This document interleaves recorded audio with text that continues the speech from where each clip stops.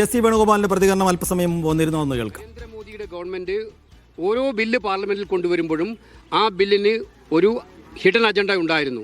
അത് രാജ്യത്തെ ജനങ്ങളെ ഭിന്നിപ്പിച്ച് അവർക്ക് ഭൂരിപക്ഷം നേടാനുള്ള അജണ്ട.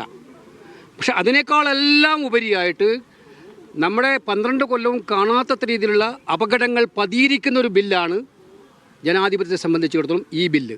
നിങ്ങൾ ആ ബില്ലിൻ്റെ പ്രൊവിഷൻസിലേക്ക് നോക്കിയാൽ മനസ്സിലാകും.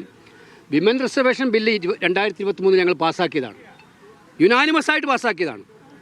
ആ പാസ്സാക്കിയ ബില്ല് അതിൻ്റെ മറവിൽ, അത് നടപ്പിലാക്കാനെന്ന മറവിൽ, ഇതുവരെ 3 കൊല്ലക്കാലം അത് നടപ്പിലാക്കാൻ ഒന്നും ചെയ്യാതെ അത് നടപ്പിലാക്കാനെന്ന മറവിൽ വൻ തോതിലുള്ള ഡീലിമിറ്റേഷൻ, തങ്ങൾക്ക് ഇഷ്ടമുള്ള രീതിയിൽ മണ്ഡലങ്ങളെ വെട്ടിമുറിച്ചില്ലാതാക്കി തങ്ങൾക്കിഷ്ടമില്ലാത്ത സംസ്ഥാനങ്ങളെ, ആ സംസ്ഥാനങ്ങളുടെ നമ്പർ കുറച്ച് കാണിച്ച് ജനാധിപത്യത്തെ ഹൈജാക്ക് ചെയ്യാൻ വേണ്ടിയിട്ടുള്ള BJPയുടെ ഡിസൈനാണ് ഈ ബില്ലിലൂടെ വന്നിരിക്കുന്നത്. മോഡിയുടെ ഡിസൈനാണ്. നിങ്ങൾ മനസ്സിലാക്കേണ്ടത് ഇപ്പോൾ എന്താ ഉണ്ടാകുമ്പോൾ നമ്മൾ കേരളത്തിലെ അടക്കമുള്ള ജനങ്ങൾ കുടുംബാസൂത്രണം ഫലപ്രദമായി നടപ്പിലാക്കിയ സംസ്ഥാനമാണ്.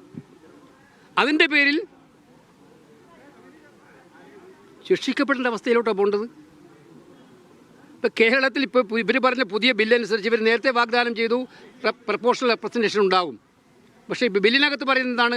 ലേറ്റസ്റ്റ് സെൻസസ് അനുസരിച്ചിട്ട് കാര്യങ്ങൾ തീരുമാനിക്കും. 2011 സെൻസസ്.